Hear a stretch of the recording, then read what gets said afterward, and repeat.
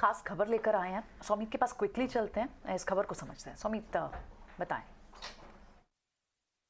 Stock focus में रहेंगे क्योंकि HFC 125 जो कि एक फायर सप्रेसेंट एजेंट है, इसके जो इंपोर्ट्स है चाइना से यूएस में जाने वाले, ये बढ़ चुके हैं हाल ही में। अब चाइनीज़ एक्सपोर्टर भले ही 277% का डंपिंग ड्यूटी पर भर रहे हैं, बट इसके बावजूद वो पैसे कमा रहे हैं ये प्रोडक्ट इंपोर्ट करके यूएसए में। अब ये प्रोडक्ट जो है HFC 125, इसके जो एक्सपोर्ट्स हो रहे थे यूएसए में, ये की मनी स्पिनर था गुजरात फ्लोरोकेमिकल और SRF के लिए पिछले कुछ क्वार्टर में, और आगे चल के और एक्सपोर्ट्स बढ़ सकते हैं इस प्रोडक्ट के, ऐसे एक्सपेक्टेशंस है एनालिस्ट को। अब डिमांड की अगर हम बात करें तो यूएसए में इस प्रोडक्ट की डिमांड भी कम हो रही है क्योंकि HFC 125 का जो ग्लोबल वार्मिंग पोटेंशियल है वो 6 टाइम्स ज़्यादा है HFC 32 के सामने, और इसलिए क्लाइंट्स जो है वो HFC 32 को अब ज़्यादा प्रेफर कर रहे हैं HFC 125 के सामने। और अगर आप देखेंगे 2023 में भी अगर आप देखेंगे यूएसए गवर्नमेंट ने जो अपना HFC कार्बन कोटा है उसको रिड्यूस किया है 33% से। तो इन फैक्टर्स को मद्दे रखते हुए अगर आप देखेंगे तो डिमांड जो है HFC 125 का वो कम होने वाला है,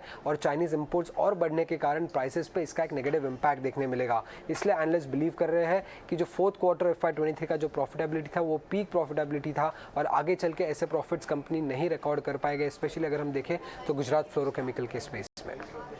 गुजरात फ्लोरो और SRF की अगर आप कंपेयर करें, गुजरात फ्लोरो पिछले कुछ दिनों में काफ़ी बाइंग देखी गई है, लेकिन SRF बड़ा अंडर परफॉर्मिंग स्टॉक है। 2100-2200 के आसपास बॉटम बना के धीरे धीरे ऊपर आ रहा है। इसका 6 महीने का चार्ट देखिए तो आप देखेंगे कि 21-2200 का लो बनाया, पैनिक लो था, ऊपर 4,500 का भाव हुआ करता था एक टाइम पे, वहां से घट के ये रिकवर हुआ है। SRF के बारे में बात करते हैं, इस भाव से लेना चाहिए क्या मितेश? ओके, मितेश है नहीं, शिवांगी SRF देखा है आपने? जी बिल्कुल, SRF की अगर हम बात करें तो यहाँ पे हमने देखा है कि एक अच्छे रैली के बाद थोड़ा बहुत प्राइस कंसोलिडेशन हो रहा है। तो ये स्टॉक हम एक्सपेक्ट कर रहे हैं कि इस रेंज पे थोड़े बहुत कामकाज करे और यहाँ पे इस प्राइस रेंज में ही टिका हुआ रहे। फिर उसके बाद हमें एक अच्छा रैली देखने को मिलेगा। पर फिलहाल रेंज जो ध्यान रखने लायक है वो करीबन रहेगा 2490 के आसपास नीचे सपोर्ट के तौर पे, और 2600 ऊपर के लेवल्स।